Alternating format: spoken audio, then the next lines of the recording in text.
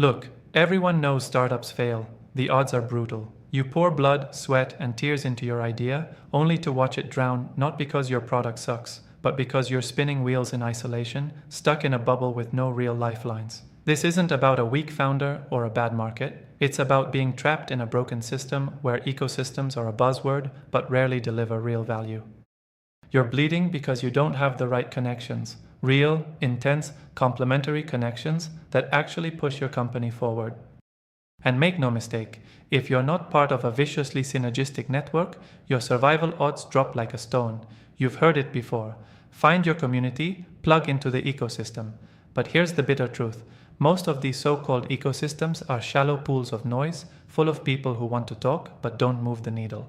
You can't survive on LinkedIn likes, watered-down introductions, or generic advice from people who don't push themselves or you. The ecosystem has to do more. It must fuel your growth, shield you during collapse, and multiply your impact. Anything less is just a distraction. So here's what you need to do. First, cut out the noise.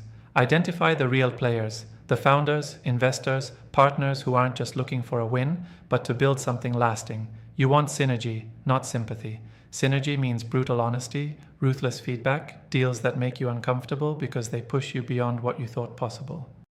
Look for people who complement your weaknesses, challenge your assumptions, and have skin in the game.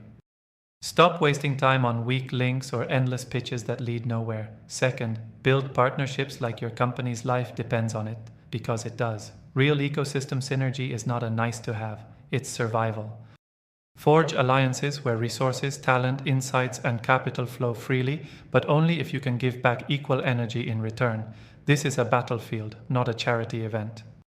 Don't waste your time with surface-level collaborations that look good on paper but deliver nothing. Demand mutual growth.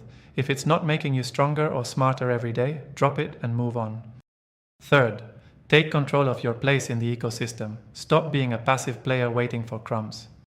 If you want to survive and grow, you have to own your network aggressively. That means reaching out before you're desperate, sharing value before you expect anything, and building trust through relentless consistency. Your ecosystem doesn't owe you anything. You owe it everything. You must be the spark that ignites every connection and the glue that keeps it tight when the storm hits. Finally, never forget that ecosystem synergy is about dynamic evolution, not static status. The world changes fast. Yesterday's allies can become tomorrow's competitors. Your survival depends on your ability to adapt your network, break old patterns, and constantly expand your footprint across new domains, sectors, and geographies. The ecosystem is not a place you visit. It's a complex organism you cultivate every single day with razor-sharp focus and raw energy.